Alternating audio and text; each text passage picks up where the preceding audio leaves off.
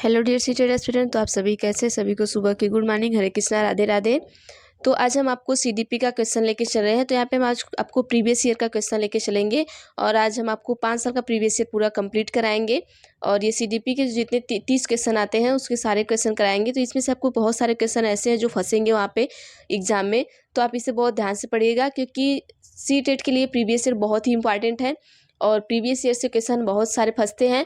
तो चलिए हम देखते हैं 2016 का पेपर सबसे पहले देख लेते हैं, उसके बाद 15 का देखेंगे। इस तरीके से हम 5 साल का पेपर देखेंगे।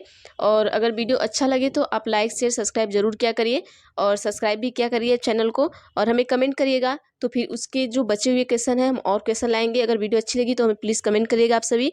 तो चलिए हम देखते हैं वर्ष 2016 का पेपर 1 है ये, आप देखिएगा यहाँ पे।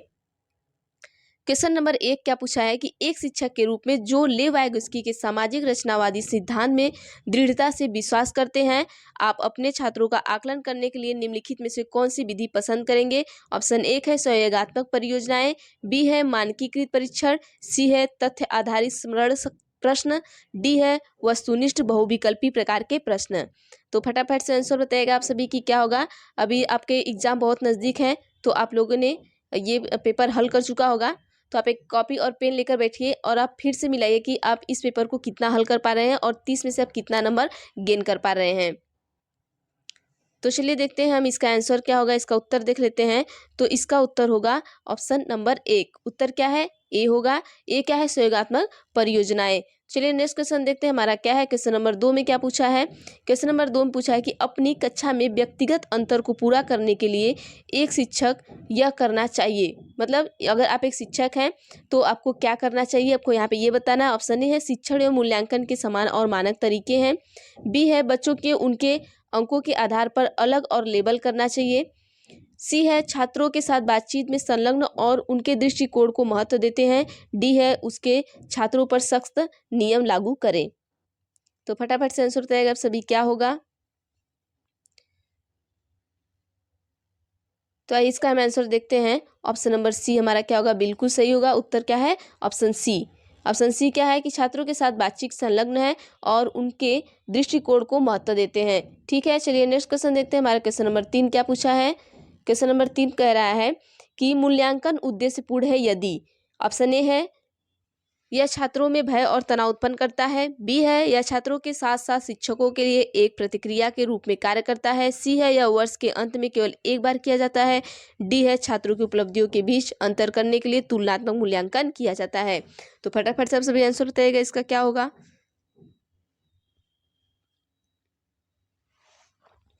देखिए मूल्यांकन उद्देश्यपूर्ण है यदि, यहाँ मूल्यांकन के बारे में पूछा है, उद्देश्यपूर्ण है यदि, इसमें से क्या होगा? तो मूल्यांकन आपका उद्देश्यपूर्ण होगा। तो चलिए आंसर देख लेते हैं हम सभी। तो आंसर इसमें आपका होगा ऑप्शन नंबर बी, बिल्कुल सही होगा कि यह छात्रों के साथ शिक्षकों के लिए एक प्रतिक्रिया के रूप में कार्य करता है। चलिए नेक्स्ट क्वेश्चन देखते हैं। हमारा क्वेश्चन क्या है? क्वेश्चन नंबर 4 है। पूछा है एनसीएफ 2005 के अनुसार एक शिक्षक की भूमिका होनी चाहिए।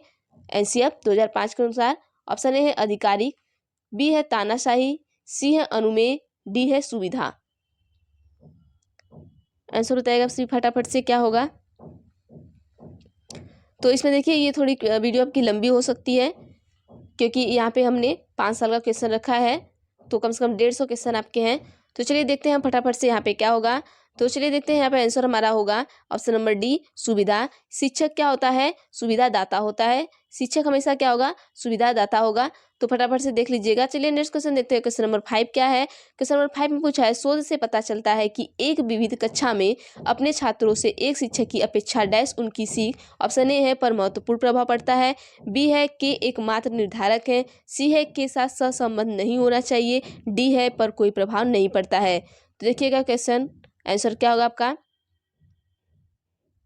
पूछा क्या? देखिए विविध कक्षा पूछा है आपको, विविध कक्षा में अपने छात्रों के एक शिक्षक की अपेक्षाएं।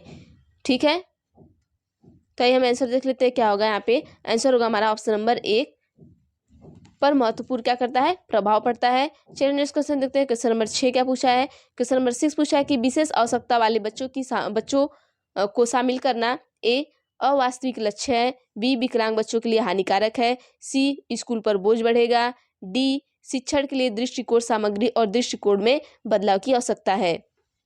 तो फटाफट से आप सभी आंसर बताइएगा इसका कि क्या होगा। तो चलिए यहाँ पे देखिएगा, देखिए पूछा क्या है कि विशेष आवश्यकता वाले बच्चों को शामिल करना। आपका अगर विशेष आवश्यकता वाले बच्चों को शामिल कर रहे हैं तो क्या होना चाहिए, चलिए देखते हैं आंसर, देखते हैं क्या है। हमारा ऑप्शन नंबर डी है। क्या होगा, शिक्षण के लिए दृष्टिकोण सामग्री और दृष्टिकोण बदलाव में आवश्यकता है। चलिए नेक्स्ट क्वेश्चन देख लेते हैं क्या है। क्वेश्चन नंबर 9 क्या है कि विभिन्न सामाजिक, आर्थिक और सांस्कृतिक पृष्ठभूमि वाले बच्चों के साथ विविध कक्षा होने से सभी छात्रों के सीखने के अनुभव समृद्ध होते हैं। यह कथन है। ऑप्शन ए गलत है, क्योंकि यह बच्चों को भ्रमित कर सकता है और वे खोए हुए महसूस कर सकते हैं। बी है सही है, क्योंकि बच्चे अपने साथियों से कई कौशल सीखते हैं। सी है सही है, क्योंकि यह कक्षा को अधिक श्रेणीबद्ध बनाता है। डी है गलत है, क्योंकि यह अनावश्यक प्रतिस्पर्धा की ओर ले जाता है। तो आंसर बताइएगा आप सभी फटाफट से, क्या होगा इसका। देखिए हम चीज़ों को बहुत ज़्यादा नहीं समझा रहे हैं, या अपने को जांचिए कि आपने कितना मार्क्स यहाँ पे गेन किया है। सबसे मेन ये है क्योंकि आपने प्रीवियस ईयर लगा चुका होगा अब तक, मेरे ख्याल से 2 बार या 3 बार। अगर नहीं लगाए हैं तो आप इस वीडियो को ज़रूर देखिए, अगर लगाए हैं तो भी देखिए, ताकि आप आंक सके कि आपने कितना नंबर गेन किया है। तो चलिए इसका आंसर हम देख लेते हैं क्या होगा। ऑप्शन नंबर बी हमारा बिल्कुल सही होगा कि सही है, क्योंकि बच्चे अपने साथियों से कई कौशल सीखते हैं। ठीक है, देखिए यहाँ पे क्या है कि विभिन्न सामाजिक, आर्थिक और सांस्कृतिक पृष्ठभूमि वाले बच्चे एक साथ विविध कक्षा में होने वाले छात्रों और सीखने वाले अनुभव समृद्ध होते हैं। मतलब कि देखिए विभिन्न समाज से बच्चे आए हैं, विभिन्न संस्कृति के बच्चे हैं, और क्या कर रहे हैं कि विविध कक्षा में होने वाले सभी छात्र क्या कर रहे हैं, मतलब अलग अलग कक्षा में है, और ये क्या कर रहे हैं, अलग अलग अनुभव है। तो यहाँ पे क्या हो सकता है, अगर देखिए अलग अलग क्षेत्र से बच्चे आए हैं, उनके पास अलग अलग अनुभव है, तो वो क्या कर सकते हैं, अलग अलग चीज़ों को अच्छी तरीके से सीख सकते हैं। इसलिए ये सही है, क्योंकि यहाँ पे क्या है कि अपने साथियों से बच्चा क्या करता है, कौशल सीखता है। उनके साथी अलग अलग कल्चर के हैं, तो अलग अलग कल्चर के वो भी चीज़ें सीखेंगे। चलिए क्वेश्चन नंबर 10 देखते हैं। एक सेकंड रुकिएगा। क्वेश्चन नंबर 9, क्वेश्चन नंबर 8, यहाँ पे देखिएगा थोड़ा क्वेश्चन इधर हो गया है। चलिए देख लेते हैं। श्रवण दोष वाला बच्चा, ऑप्शन ए है केवल बिगड़ा सुनवाई के लिए एक स्कूल में भेजा जाना चाहिए और नियमित स्कूल में होना चाहिए। बी है केवल शैक्षणिक शिक्षा से लाभ नहीं होगा और इसके बदले व्यावसायिक शिक्षण दिया जाना चाहिए। सी है नियमित स्कूल से बहुत अच्छा कर सकते हैं यदि उपयुक्त सुविधा और संसाधन प्रदान किए जाते हैं। डी है एक नियमित स्कूल में सहपाठियों के साथ एक समूल्यांकन पर प्रदर्शन करने में सक्षम होगा। आंसर बताइएगा। अगर श्रवण दोष वाला बच्चा है तो इसमें से क्या सही होगा, आप सही बताइएगा। देखिए यहाँ पे देखिए, आप यहाँ पे निगेटिव और पॉजिटिव वर्ड भी लगा के आप सही कर सकते हैं। जैसे केवल, केवल क्या हमारा निगेटिव वर्ड है, यहाँ भी केवल निगेटिव वर्ड हो गया। तो अब इन दोनों से आपको बताना है कि सही कौन होगा। अगर जहाँ केवल आ गया हमारा निगेटिव वर्ड हो गया तो वो हमारा ऑप्शन बिल्कुल गलत हो जाएगा। ठीक है, जैसे केवल आ गया, ही आ गया, ठीक है, केवल ही, ऐसे शब्द आ गए तो वो क्या हमारे निगेटिव वर्ड होंगे। चलिए देखते हैं नेक्स्ट क्वेश्चन, देखते हैं हमारा, सॉरी इसका आंसर देखते हैं क्या है। हमारा ऑप्शन नंबर सी बिल्कुल सही होगा। नियमित स्कूल में बहुत अच्छा कर सकता है यदि उपयुक्त सुविधा में संसाधन प्रदान किया जाए। अगर एक श्रवण दोष वाला बच्चा है तो वह नियमित स्कूल में भी अच्छा कर सकता है। क्यों अच्छा कर सकता है, अगर उसे सारी सुविधाएं दी जाए तो वो वहाँ पे भी अच्छा कर सकता है। चलिए नेक्स्ट क्वेश्चन देखते हैं हमारा क्या है। क्वेश्चन नंबर 9, निम्नलिखित में से कौन सा प्रतिभाशाली शिक्षार्थी की विशेषता है। ऑप्शन ए है वो आक्रामक और निराश हो जाता है। बी है यदि कक्षा की गतिविधियां पर्याप्त चुनौतीपूर्ण नहीं है तो वह समझ और ऊब महसूस कर सकता है। सी है यह अत्यधिक मनमौजी है। डी है वह कर्मकांडी व्यवहार में संलग्न है, जैसे हाथ से फड़फड़ाना, पत्थर मारना आदि। ठीक है, प्रतिभाशाली बच्चे के बारे में पूछा है, उसकी विशेषता पूछा है, बताइएगा प्रतिभाशाली। फटाफट से आंसर बताइएगा आप सभी। तो आइए यहाँ पे हम देखते हैं इसका आंसर क्या होगा। तो आंसर हो गया option number B. Option number B हमारा बिल्कुल सही होगा। कैसे सही होगा कि यदि कक्षा की गतिविधियां चुनौतीपूर्ण नहीं है तो वह समझ और ऊब महसूस कर सकता है। ठीक है, क्योंकि वो प्रतिभाशाली बच्चा है तो उसे कोई भी चीज़ें चाहिए, तो कोई भी गतिविधि हो तो वो चुनौतीपूर्ण होनी चाहिए। इससे बच्चा क्या करेगा, ज़्यादा इंटरेस्ट लेगा। ठीक है, चलिए देखते हैं क्वेश्चन नंबर 10। क्वेश्चन नंबर 10 में पूछा कि एक शिक्षक अपनी प्राथमिक कक्षा में प्रभावी शिक्षण को बढ़ा सकता है। ऑप्शन ए है सीखने में छोटे कदम के लिए पुरस्कार की पेशकश। बी है ड्रिल और अभ्यास। सी है उसके छात्रों के बीच उत्साहजनक प्रतिस्पर्धा। डी है सामग्री को छात्रों के जीवन से जोड़ना। आंसर बताइएगा आप सभी, क्या होगा यहाँ पे।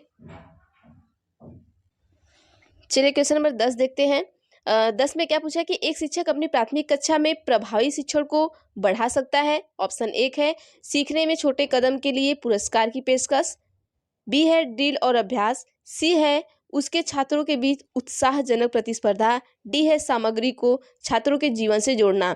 तो फटाफट से आप सभी आंसर बताइएगा। देखिए पूछा क्या है कि एक शिक्षक अपनी प्राथमिक कक्षा में, ठीक है, जो अब उनकी प्राथमिक कक्षा है तो प्रभावी शिक्षण को बढ़ा सकता है। वो किस तरीके से बढ़ा सकता है वहां पे आपको आंसर देना है। तो फटाफट से आप आंसर बताइएगा। तो चलिए हम देख लेते हैं इसका आंसर क्या होगा। चलिए देखते हैं इसका आंसर होगा आपका ऑप्शन नंबर डी। देखिए सामग्री को छात्रों के जीवन से जोड़ना। देखिए कभी भी जब बच्चे को आप कुछ भी सिखा रहे हैं तो उसके जीवन से, मतलब उसकी जो लाइफ है उसे चीज़ों को जोड़ के सिखाएंगे तो बच्चा क्या करेगा, जल्दी सीखेगा।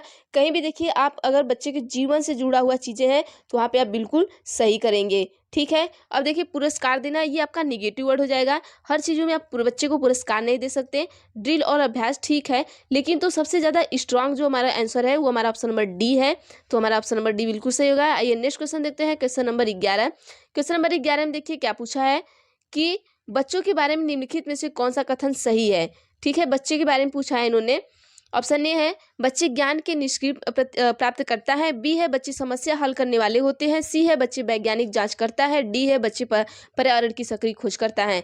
तो ऑप्शन ए में है ए बी और डी, बी में है बी सी और डी, सी में है ए बी सी और डी में है ए बी और सी। तो आंसर आपको बताना है कि इनमें से कौन सही होगा। आप फटाफट से आंसर बताइएगा। तो यहाँ पे ध्यान से पहले क्वेश्चन आप सभी पढ़ा करिए, उसके बाद आंसर दिया करिए। चलिए देखते हैं यहाँ पे क्या होगा कि बच्चों के बारे में निम्नलिखित में कौन सा सही है। ठीक है, देखिए बच्चे समस्या हल करने वाले होते हैं, ये भी सही है। बच्चे वैज्ञानिक जांच करता है, ये भी सही है। बच्चे सक्रिय खोज करता है, ये भी सही है। लेकिन बच्चे ज्ञान के निष्क्रिय प्राप्त करता है, बिल्कुल नहीं। निष्क्रिय क्या है, हमारा निगेटिव वर्ड है, तो यहाँ निष्क्रिय क्या होगा, गलत हो जाएगा। ठीक है, निष्क्रिय क्या है, निगेटिव वर्ड है। और समस्या हल करना पॉजिटिव वर्ड है। और ये वैज्ञानिक जांच करता है, ये भी सही है। और सक्रिय खोज करता है, ये भी हमारा पॉजिटिव वर्ड है। तो यहाँ पे क्या होगा, हमारा कौन सा सही होगा आपका। तो चलिए देख लेते हैं किस आंसर क्या होगा। ऑप्शन नंबर बी, मतलब बी सी और डी। ठीक है, जैसे कि हमने आपको बता दिया कि ए गलत हो गया, तो बी सी और डी। तो बी सी और डी किस में है, ऑप्शन नंबर बी में हमारा है, तो ऑप्शन नंबर बी बिल्कुल सही होगा। आइए नेक्स्ट क्वेश्चन पे चलते हैं। क्वेश्चन नंबर 12 में क्या पूछा है। देखिए यहाँ पे थोड़ा बहुत लॉन्ग क्वेश्चन पूछा है, तो आप बहुत ध्यान से पढ़िएगा। क्वेश्चन नंबर 12 में पूछा है कि छात्रों में वैचारिक विकास को प्रोत्साहित करने के लिए सबसे प्रभावी तरीका निम्नलिखित में से कौन सा है। ऑप्शन ए है नई अवधारणाओं को पुराने लोगों के संदर्भ के बिना अपने दम पर समझने की आवश्यकता है, बी है कि छात्रों के गलत विचारों को याद रखने के लिए कहकर सही विचारों के साथ बदलें, सी है छात्रों के कई उदाहरण दें और उन्हें तर्क का उपयोग करने के लिए प्रोत्साहित करें, डी है छात्रों की आवश्यक वैचारिक परिवर्तन करने तक सजा का उपयोग करें। तो फटाफट से आंसर बताइएगा क्या होगा आप सभी। देखिए क्वेश्चन क्या पूछा है कि छात्रों में वैचारिक विकास को प्रोत्साहित करने के लिए सबसे प्रभावी तरीका पूछा है। जो वैचारिक विकास है आपका, उसको प्रोत्साहित करने के लिए आप क्या करेंगे। तो आइए हम आंसर देखते हैं यहाँ पे क्या होगा हमारा आंसर होगा ऑप्शन नंबर सी, हमारा बिल्कुल सही होगा। ऑप्शन नंबर सी बिल्कुल सही होगा कि छात्रों को कई उदाहरण दे। अगर उनके वैचारिक विकास को प्रोत्साहित करना है तो आप छात्र को क्या करेंगे, बहुत सारे उदाहरण देंगे और क्या करेंगे यहाँ पे कि परिवर्तन करने के लिए उन्हें क्या करेंगे, तर्क उपयोग करने के लिए प्रोत्साहित करेंगे। ठीक है, उन्हें तर्क का उपयोग करने के लिए क्या करेंगे, आप प्रोत्साहित करेंगे। आइए देखते हैं नेक्स्ट क्वेश्चन क्या है हमारा। क्वेश्चन नंबर 13 में देखते हैं कि प्राथमिक विद्यालय के बच्चे एक वातावरण में सबसे प्रभावी ढंग से सीखेंगे। ऑप्शन ए है जहां उनकी भावनात्मक जरूरतों को पूरा किया जाता है और उन्हें लगता है कि वे मूल्यवान है, बी है जहां शिक्षक आधिकारिक है और स्पष्ट रूप से यह बताता है कि क्या किया जाना चाहिए, सी है जहां ध्यान और तनाव केवल मुख्य रूप से पढ़ने लिखने और गणित के संज्ञानात्मक कौशल में महारत हासिल करने पर है, डी है जहां शिक्षक सभी सीखने की ओर जाता है और छात्रों से निष्क्रिय भूमिका निभाने की अपेक्षा करता है। तो आप सभी फटाफट से आंसर बताइएगा क्या होगा यहाँ पे। देखिए क्वेश्चन क्या पूछा है, सबसे पहले आप क्वेश्चन को समझा करिए, उसके बाद ही आंसर दिया करिए, नहीं तो आंसर क्या होगा आपका गलत हो सकता है। तो देखिए यहाँ पे क्या दिया है कि प्राथमिक विद्यालय के बच्चे एक वातावरण में सबसे प्रभावी ढंग से सीखेंगे। जो आपके प्राथमिक विद्यालय के क्या है बच्चे हैं, वो वातावरण में सबसे अच्छे तरीके से सीखेंगे। कैसे सीखेंगे तो ये चीज़ आपको बतानी है। तो आइए हम क्वेश्चन आंसर देखते हैं। क्या हमारा ऑप्शन नंबर ए बिल्कुल सही है कि जहाँ क्या हो कि जहाँ उनकी भावनात्मक ज़रूरतों को पूरा किया जाता है और उन्हें लगता है कि वे क्या है मूल्यवान है। ठीक है, आइए नेक्स्ट क्वेश्चन देखते हैं। हमारा क्या है क्वेश्चन नंबर 14 क्या पूछा है कि एक बच्चा खिड़की से एक कौवा को उड़ता हुआ देखता है और कहता है एक पक्षी। इससे बच्चे की सोच के बारे में क्या पता चलता है। देखिए ये बहुत इंपॉर्टेंट क्वेश्चन आपका है। ठीक है, ये क्वेश्चन क्या है बहुत इंपॉर्टेंट है, आप देखिएगा ये बार बार पूछता है। तो देखिए यहाँ पे क्या है, ऑप्शन ए है बच्चे ने पहले यादें सजो रखी है। ठीक है, बच्चे ने एक पक्षी की अवधारणा विकसित की है। सी है बच्चे ने अपने अनुभव को संप्रेषित करने के लिए भाषा के कुछ उपकरण विकसित किए हैं। तो यहाँ पे देखते हैं कि ऑप्शन में दिया है कि ऑप्शन ए दिया है केवल ए और बी, ऑप्शन बी दिया है केवल बी और सी, ऑप्शन सी दिया है ए बी और सी, ऑप्शन डी दिया है केवल बी। तो इसमें से कौन सही होगा आप बताइएगा, फटाफट से आंसर दीजिएगा आप सभी। देखिए आप अपने अपने क्वेश्चन को करिए और आंसर को देखिए आपने कितना सही किया है कितना गलत किया है, क्योंकि आपका एग्ज़ाम बहुत नज़दीक है। तो आप ऐसे क्वेश्चन को हल करिए और अपने को आंकिए कि हम कितना क्वेश्चन सही कर पा रहे हैं। ठीक है, आइए चलिए क्वेश्चन देखते हैं हमारा आंसर क्या होगा यहाँ पे। तो उत्तर देखते हैं, ऑप्शन नंबर सी हमारा बिल्कुल सही होगा। मतलब यहाँ पे क्या है कि ए बी और सी, देखिए ए बी सी तीनों सही होंगे यहाँ पे। तो उन्होंने अपने याद में सजो भी रखा है कि वो कौवा है। ठीक है, और पक्षी की अवधारणा उनमें क्या है विकसित हो चुकी है और उन्हें अनुभव का संप्रेषित करने के लिए भाषा के कुछ उपकरण विकसित किए हैं उन्होंने। आइए नेक्स्ट क्वेश्चन देखते हैं। क्वेश्चन नंबर 15 क्या है हमारा। क्वेश्चन नंबर 15 में पूछा है कि एक शिक्षक को अपने छात्र को आंतरिक रूप से कार्य करने के लिए प्रोत्साहित करने के लिए क्या कहना चाहिए। ऑप्शन ए है आने से पहले उसे खत्म करो, बी है तुम उसके जैसा क्यों नहीं हो सकते, देखिए उन्होंने इसे पूरा किया है, सी है कार्य को तेजी से पूरा करें और एक टॉफी प्राप्त करें, यह करने की कोशिश करो आप सीखेंगे। ठीक है, आंसर आप सभी बताइएगा क्या होगा। तो आइए इसमें हम समझाते हैं आपको, पहले क्वेश्चन समझा देते हैं। क्या पूछा है कि आप एक शिक्षक हैं, ठीक है, और छात्र को आंतरिक प्रेरणा मतलब अंदर से वो उत्साहित हो, उसके लिए आप किस तरीके से उन्हें प्रोत्साहित करेंगे, क्वेश्चन ये पूछा है। तो बताइए फटाफट से। यहाँ पे देखिए क्या होगा, आने से पहले उसे खत्म करो। ऐसा नहीं है कि आप उन्हें ऑर्डर देंगे कि आने से पहले उस चीज़ को खत्म करो। तुम उनके जैसा क्यों नहीं हो सकते, देखिए उन्होंने इसे पूरा कर लिया, तो ये हमारा सही होगा। और टॉफ़ी देना, पुरस्कार देना, ये सब क्या हमारा निगेटिव है, तो ये हमारा टॉफ़ी देना गलत हो जाएगा। यह करने की कोशिश करो आप सीखेंगे।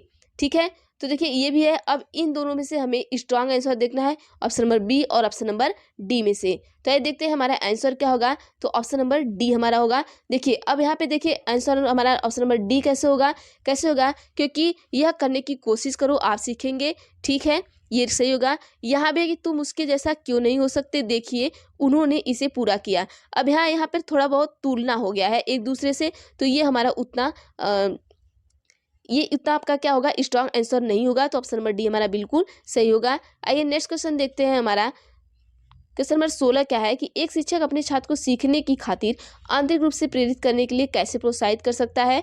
ऑप्शन देखिए क्वेश्चन वही है, यहाँ पर देखिए क्वेश्चन वही है और कैसे घुमा के दिया है। ऐसे ही आपको क्वेश्चन एग्जाम में पूछे जाते हैं कि प्रीवियस ईयर का क्वेश्चन वही रहता है, बस थोड़ा सा इधर उधर घुमा देते हैं उसको। तो यह देखते हैं क्या है। ऑप्शन ए है चिंता और भय उत्पन्न करने से, बी है प्रतिस्पर्धा परीक्षण देकर, सी है व्यक्तिगत लक्षण उनकी महारत स्थापित करने में उनका समर्थन करके, और डी है टॉफी जैसे मूर्त पुरस्कार देकर। आप बच्चे को आंतरिक रूप से कैसे प्रेरित करेंगे, ये पूछा गया है। प्रेरित करने के लिए उन्हें प्रोत्साहित करना है आपको। तो आप सभी आंसर बताइएगा। पहले आंसर क्या होगा आप सभी फटाफट से बताइएगा।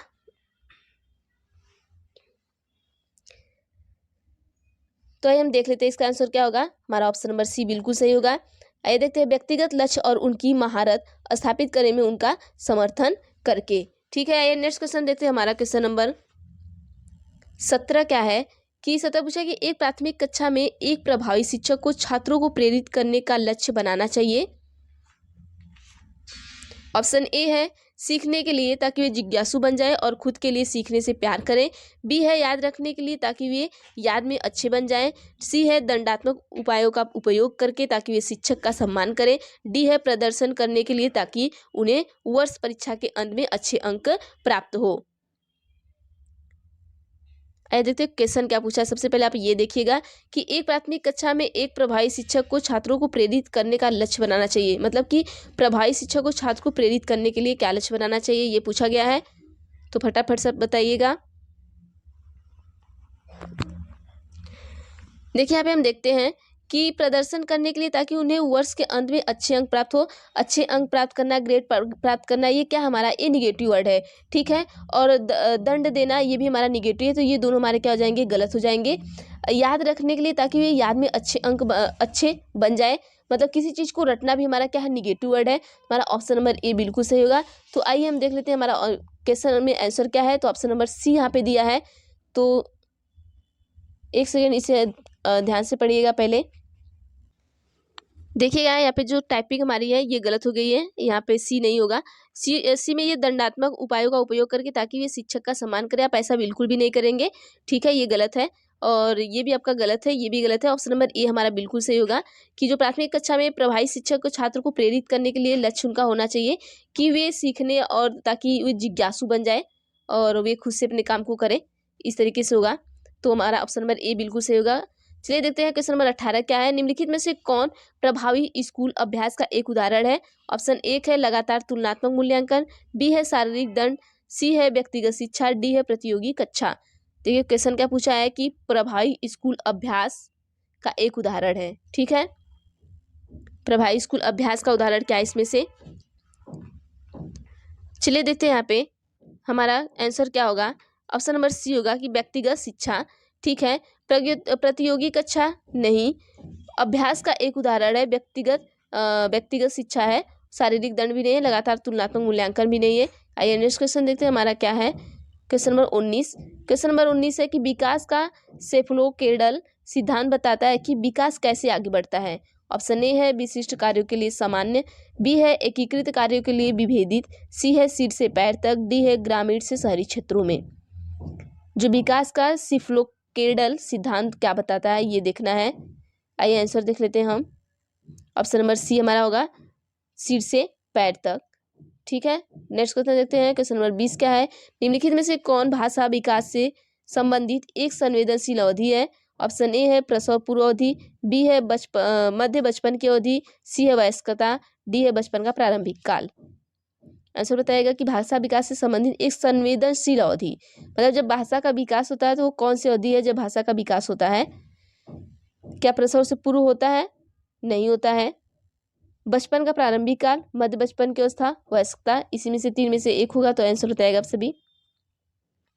तो हम देखते हैं आंसर क्या होगा हमारा। ऑप्शन नंबर डी होगा, बचपन का जो प्रारंभिक काल होता है उसी टाइम बच्चा क्या करता है, भाषा के विकास से, उसी टाइम बच्चे की भाषा का विकास का एक संवेदनशील अवधि होती है, ठीक है। ये नेक्स्ट क्वेश्चन देखते हैं। क्वेश्चन नंबर 21 क्या पूछा है। आइए क्वेश्चन नंबर 21 देखते हैं क्या है। 21 में कि एक 6 वर्षीय लड़की असाधारण खेल क्षमता दिखाती है, उसके माता पिता दोनों खिलाड़ी हैं, उसे रोज कोचिंग के लिए भेजते हैं और सप्ताहांत पर उसे प्रशिक्षण देते हैं। उसकी क्षमताओं के बीच बातचीत का परिणाम होने की सबसे अधिक संभावना है। ऑप्शन ए है आनुवंशिकता और पर्यावरण, बी है वृद्धि और विकास, सी है स्वास्थ्य और प्रशिक्षण, डी है अनुशासन और पोषण। तो यहाँ पे देखिए क्वेश्चन क्या पूछा है। पहले क्वेश्चन आप सभी ध्यान से पढ़ा करिए तभी आंसर दिया करिए, नहीं आप सभी के क्वेश्चन गलत हो जाते हैं। देखिए यहाँ पे क्या है, 6 वर्षीय लड़की है, ठीक है, वो असाधारण खेल क्षमता दिखाती है, मतलब वो खेल में बहुत ही अच्छी है और उनके जो माता पिता है वो भी दोनों खिलाड़ी हैं और वो कोचिंग भी जाती है, प्लस उनके जो माता पिता हैं उन्हें क्या देते हैं, हफ्ते में एक बार प्रशिक्षण देते हैं। तो उनकी जो क्षमता है वो बातचीत का जो परिणाम होने से सबसे अधिक संभावना क्या है, मतलब इसमें कौन सी सबसे अधिक संभावना होगी। ये आनुवंशिकता से रिलेटेड होंगे या बुद्धि और विकास से होंगे या स्वास्थ्य प्रशिक्षण से होंगे या अनुशासन से होंगे, आपको आंसर बताना है, बताइए फटाफट से। चलिए आइए देखते हैं क्या होगा आंसर। तो हमारा यहाँ पे क्या होगा, option number A, option number A बिल्कुल सही होगा, क्योंकि देखिए उनके माता पिता भी यहाँ पे क्या है, खिलाड़ी हैं और वो 6 वर्ष की सिर्फ है। अगर उनमें असाधारण खेल की क्षमता है तो मतलब ये क्या है, आनुवंशिकता और पर्यावरण का उन पे असर हुआ है। ठीक है, आइए देखते हैं नेक्स्ट क्वेश्चन, देखते हैं क्या है। क्वेश्चन नंबर 22 क्या पूछा है कि निम्नलिखित में से कौन सा सामाजिकरण की द्वितीय एजेंट है। ठीक है, सामाजिकरण के एक प्रथम एजेंट होते हैं और एक द्वितीय एजेंट होते हैं, तो कौन सी इसमें प्रथम है कौन द्वितीय है, आप दोनों बताइएगा। परिवार और पड़ोस, ऑप्शन 1। बी है स्कूल और पड़ोस, सी है स्कूल और तत्काल परिवार के सदस्य, डी है परिवार और रिश्तेदार। इन चारों में से कौन, आप पहले हमें प्राथमिक का आप हमें कमेंट करके बताइएगा कि प्राथमिक एजेंट कौन है। अब यहाँ पे आंसर दीजिए हमें कि आपके द्वितीय एजेंट कौन से हैं। तो यहाँ पे हम देख लेते हैं, जो यहाँ पे देखिए आपके जो द्वितीय एजेंट है वो स्कूल और पड़ोस होंगे, और जो आपके प्राथमिक एजेंट होंगे आपका परिवार और पड़ोस होगा, क्योंकि बच्चा परिवार से ही सब सारी चीज़ें सीखता है। तो चलिए देखते हैं नेक्स्ट क्वेश्चन क्या है हमारा। 22 के बाद 23 आ गया है कि लेवागस्की के अनुसार संज्ञानात्मक विकास का प्राथमिक कारण है। ऑप्शन ए है संतुलन, बी है सामाजिक संपर्क, सी है मानसिक स्कीमाओं का समायोजन, डी है प्रोत्साहन प्रतिक्रिया बांधना। तो फटाफट से सभी आंसर बताएगा क्या होगा कि लेवागस्की के अनुसार संज्ञानात्मक विकास का प्राथमिक कारण है। तो ये देखते हैं हमारा आंसर क्या होगा। यहाँ पे होगा हमारा ऑप्शन नंबर बी बिल्कुल सही होगा, सामाजिक संपर्क। आइए देखते हैं नेक्स्ट क्वेश्चन, देखते हैं क्वेश्चन नंबर 24 में क्या पूछा गया है, कोहलबर्ग के नैतिक तर्क। ठीक है, कोहलबर्ग के नैतिक तर्क के संदर्भ में किस चरण के तहत विशिष्ट प्रतिक्रिया दी जाती है। यदि आप ईमानदार हैं तो आपके माता पिता आप पर गर्व होगा, इसलिए आपको ईमानदार होना चाहिए। ऑप्शन ए है सजा आज्ञा पालन, सामाजिक अनुबंधन अभिविन्यास, सी है good girl good boy orientation. ठीक, और देखते हैं डी क्या है, लॉ एंड ऑर्डर ओरिएंटेशन। तो इसमें से क्या होना चाहिए, जो कोहलबर्ग है, कोहलबर्ग के नैतिक तर्क के चरणों के संदर्भ में जो बच्चे की विशेष प्रतिक्रिया दी जाती है, जैसे कि अगर आप ईमानदार हैं आपके, तो आपके माता पिता पे आप क्या होगा, गर्व होगा। तो जब आपके माता पिता को गर्व होगा तो इसलिए आपको ईमानदार होना चाहिए। तो इसमें से क्या हो सकता है आंसर, आइए हम देखते हैं आंसर क्या होगा। तो यहाँ पे आप आंसर देखिए क्या है, ऑप्शन नंबर सी है कि good girl and good boy orientation जाएगा। अगर आपके माता पिता को आप पर गर्व है कि आप ईमानदार हैं और यहाँ पे आपको ईमानदार होना चाहिए, आप ऐसा सोच रहे हैं, तो good girl and good boy का ओरिएंटेशन आएगा। आइए नेक्स्ट क्वेश्चन देखते हैं यहाँ पे क्या है हमारा। क्वेश्चन नंबर 25 क्या पूछा है कि जीन पियाजे के अनुसार सीखने के लिए निम्नलिखित में से क्या आवश्यक है। ऑप्शन ए है सीखने वाले द्वारा पर्यावरण की सक्रिय खोज, बी है वयस्कों के व्यवहार का अवलोकन करना, सी है आसन्न न्याय में विश्वास, डी है शिक्षकों की अभिभावकों द्वारा सुदृढ़ीकरण। तो आप सभी आंसर बताइएगा फटाफट से।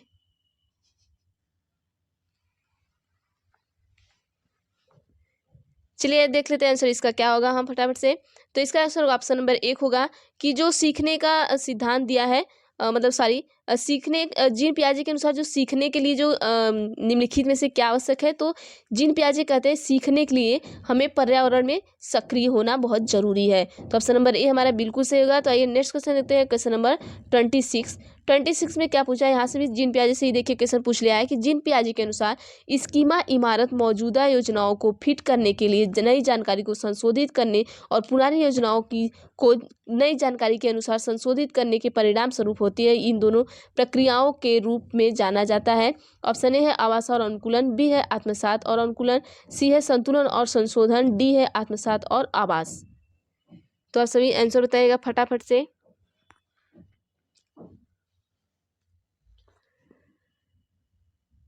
तो यहाँ पे देखते हैं आंसर क्या होगा हमारा। यहाँ पे आंसर होगा ऑप्शन नंबर डी हमारा आत्मसात और आवास।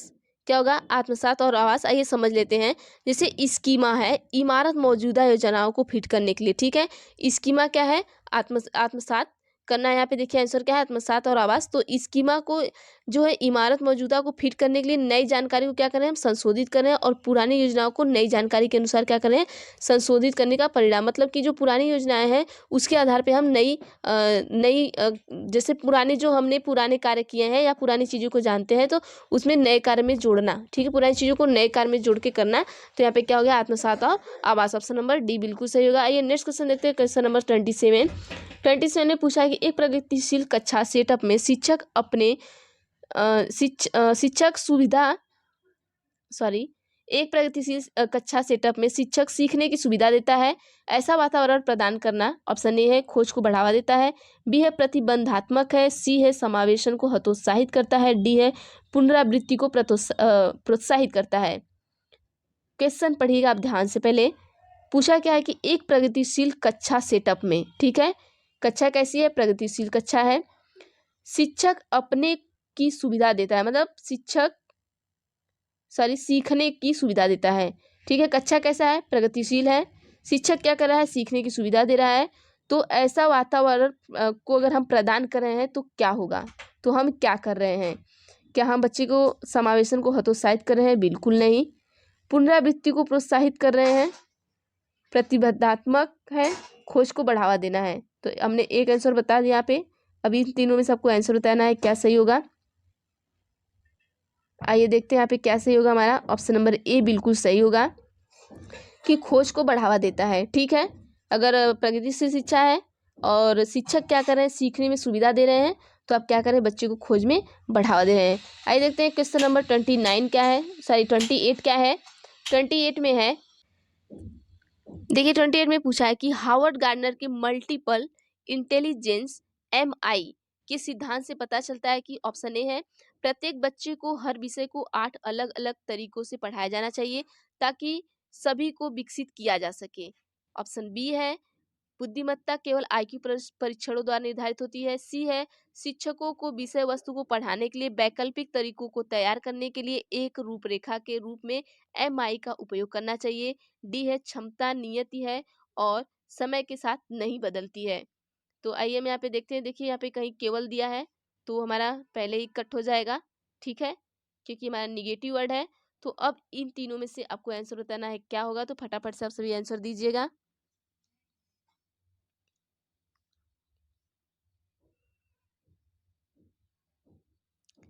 चलिए देखते हैं यहाँ पे क्या होगा हमारा आंसर। आइए आंसर को हम देख लेते हैं। तो option number option number C हमारा क्या होगा, बिल्कुल सही होगा। ऑप्शन नंबर क्या होगा, सी बिल्कुल सही होगा। यहाँ पे कैसे सही होगा ये हम ये देख लेते हैं कि शिक्षक को विषय वस्तु को पढ़ाने के लिए वैकल्पिक तरीकों को तैयार करने के लिए एक रूपरेखा के रूप में MI का प्रयोग करना चाहिए। MI, ठीक है, MI मतलब मल्टीपल इंटेलिजेंस, मतलब कि मल्टीपल, जो हार्वर्ड गांधी थे बहुबुद्धि का सिद्धांत दिया था इन्होंने क्या किया था, बहुबुद्धि का सिद्धांत दिया था। तो बहुबुद्धि के सिद्धांत में आप करेंगे कि जो तरीके हैं उनको क्या करेंगे कि पढ़ाने के लिए वैकल्पिक, मतलब अलग अलग तरीकों का प्रयोग करेंगे। तो जो वैकल्पिक तरीकों का प्रयोग किया जाता है तो उसी के लिए जो एक रूपरेखा तैयार की जाती है, तो आपको वो रूपरेखा जो है आपको MI में उपयोग करना चाहिए। ये चीज़ें ये कहना चाहता है। ठीक है, एक क्वेश्चन नंबर 29 देखते हैं क्या है। 29 में पूछा है, चलिए ये क्वेश्चन देखिए बहुत इंपॉर्टेंट है। ये भी क्वेश्चन बहुत बार पूछ चुका है आपका। एक 5 वर्षीय लड़की T-शर्ट को मोड़ने की कोशिश करते हुए खुद से बात करती है। निम्नलिखित में से कौन सा कथन लड़की द्वारा प्रदर्शित व्यवहार के संदर्भ में सही है। ऑप्शन ए है जीन पियाजे और लेवाग्स्की इसे बच्चे के विचारों की अहंकारी प्रकृति के रूप में समझाएंगे। बी है जीन पियाजे इसे एंगोस्ट्रिक भाषण के रूप में समझाएंगे, जबकि लेवाग्स्की इसे निजी भाषण के माध्यम से अपने कार्यों को विनियमित करने के लिए बच्चे के प्रयास के रूप में समझाएंगे। सी है जीन पियाजे इसे सामाजिक संपर्क के रूप में समझाएंगे, जबकि लेवाग्स्की इसे एक अन्वेषण के रूप में समझाएंगे। डी है जीन पियाजे एक लेवाग्स्की ने इसे अपनी माँ की नकल करने के बच्चे के प्रयास के रूप में समझाएंगे। तो बताइए यहाँ पे क्या आंसर होगा, आप सभी फटाफट से। चारों ऑप्शन आपके पास है, क्वेश्चन भी आपके ही पास है, तो आंसर बताइएगा आप सभी।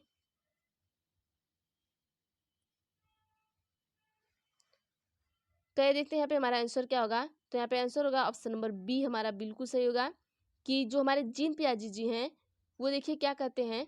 जीन पियाजे कहते हैं कि जो बच्चे का जो भाषण है वो एंगोस्ट्रिक भाषण के रूप में समझाएंगे और लेवाग्स्की से क्या कहेंगे, निजी भाषण कहेंगे। ठीक है, तो चलिए देखते हैं नेक्स्ट क्वेश्चन हमारा क्या है। Question number 30। क्वेश्चन नंबर 30 पूछा है कि लिंग एक है। ऑप्शन ए जैविक इकाई, बी शारीरिक निर्माण, सी जन्मजात गुणवत्ता, डी सामाजिक निर्माण। तो आप सभी फटाफट से आंसर बताइएगा। लिंग है एक, क्या है। तो आइए हम आंसर देख लेते हैं यहाँ पे क्या होगा। हमारा ऑप्शन नंबर डी बिल्कुल सही होगा। लिंग क्या है, एक सामाजिक निर्माण है।